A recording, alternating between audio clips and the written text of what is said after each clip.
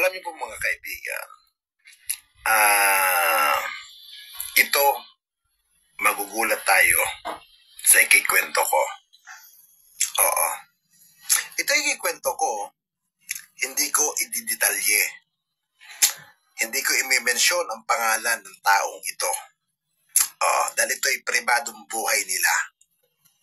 Pribadong buhay. Pero, kung kayo'y matalinong tao, magugulat kayo. Oo, magugulat kayo. Itong babaeng itong tinutukoy ko, na sinasabi kong pribado ang buhay, may asawa na ito at may mga anak na. Simulan muna natin doon sa asawa niyang lalaki. Ako, maloloka. I remember, meron akong isang kaibigan na pumanaw na.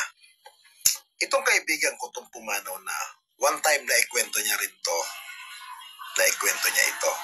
na nagkaroon ng problema itong kaibigan niya na kaibigan din namin. Oo. Alam niyo kung anong ano? Itong lalaki nakabuntis. Natural babae ang nabuntis niya. At yung nabuntis niya, kilala din sa showbiz.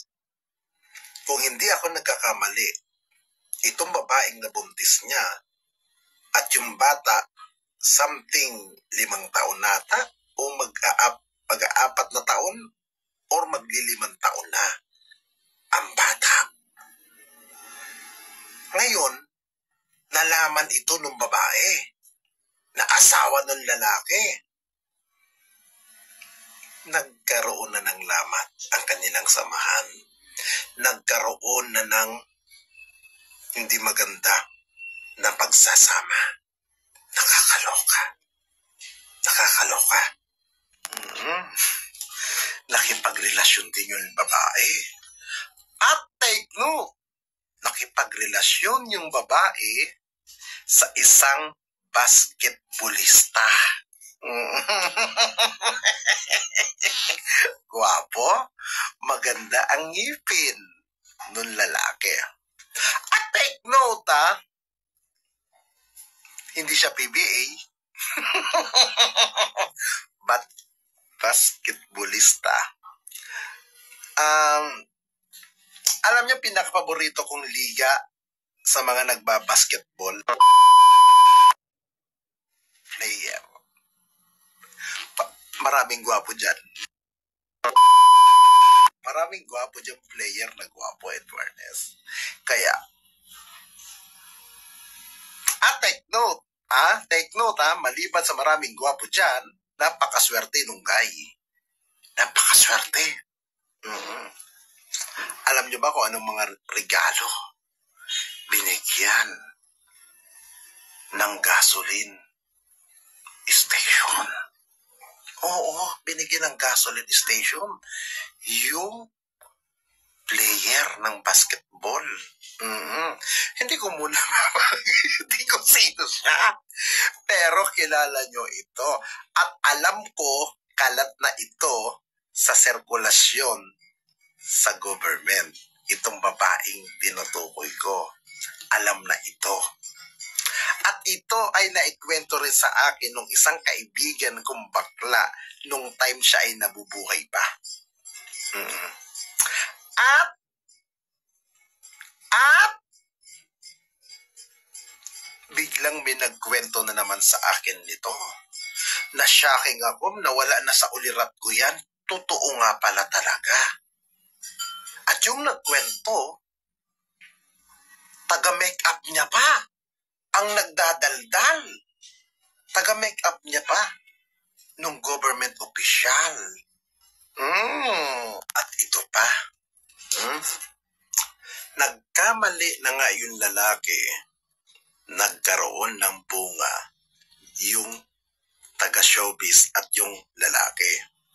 Ngayon, normal sa lalaki yan, di ba?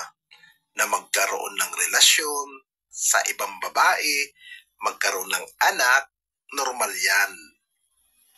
Pero, ang ikagugulat ng mga tao, yung babae na asawa ni lalaki, nakikipagrelasyon din.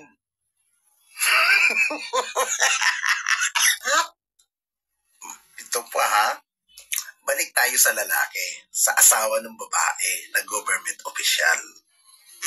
Alam nyo ba, meron isang kasubdivision nila na may kasambahay.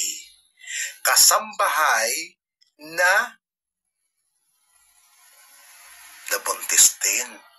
Yung kasambahay ng isang kilalang tao. Oo, nabuntis nung asawa ng babae. Naloka ako at nalaman ito nung tatay nung babae na government official. Binugbog ito, pinagsisipa yung lalaki nung tatay nung babae. Pinagsisipa, nakakaloka. Makainom muna ako ng salabat. Ang sarap. Diba? In fairness, yung lalaki gwapo. Maganda din naman yung babae. Maganda si babae, yung asawa na government official. Gwapo din naman yung asawa niya. Oo. Pero kung pagmamasdan ninyo sa ibang mga clip, sa mga ibang gathering, hindi na sila nagsasama. Hindi na sila nagkaka-appearance. Oo. Kasi alam na alam. At itong lalaki, nung mula na mapwesto doon sa pwesto niya, hindi na rin ito masyadong nagkikita-kita sa mga puto opportunity. Talagang nagdededmahan na ang dalawa. Nakakaloka. Alam mo, doon sa babae, kaysa pag pumilit ka na maayos ka, okay ang lagay mo, mas maganda makipag-divorce na lang kaysa magpaka-plastic sa buhay. Alam mo ma'am, kalat na kalat na. Kalat na kalat na. Kalat na kalat na yan. At alam na kung sino. Ako hindi ko papangalanan kung sino itong babaeng opisyal na ito. Marami naman opisyal sa gobyerno na babae. May congressman, may senadora, may gobernadora. Marami. May barangay chairman. Pero hindi sila ka-level ng ganon. Ng taong ito. Kilala ito, taong ito. Kilala. Pero bilib ako sa kanya. Matatag siya kahit papaano. Matatag ang taong ito. Mas the best, magpakatotoo. Kung nagkamali, talagang mali naman ang ginawa ng lalaki na iniputan ka sa ulo, ay ginawa mo rin naman. Iniputan mo din naman siya. Pumatol ka sa isang na basketball player, parehas lang naman kayo nagkasala. Ang kawawa lang dito, yung mga junakis ninyo. Yun lang. Kaya, bago ka magmalinis, na matatag ka, malinis kang opisyal, maayos kang tao, we just try.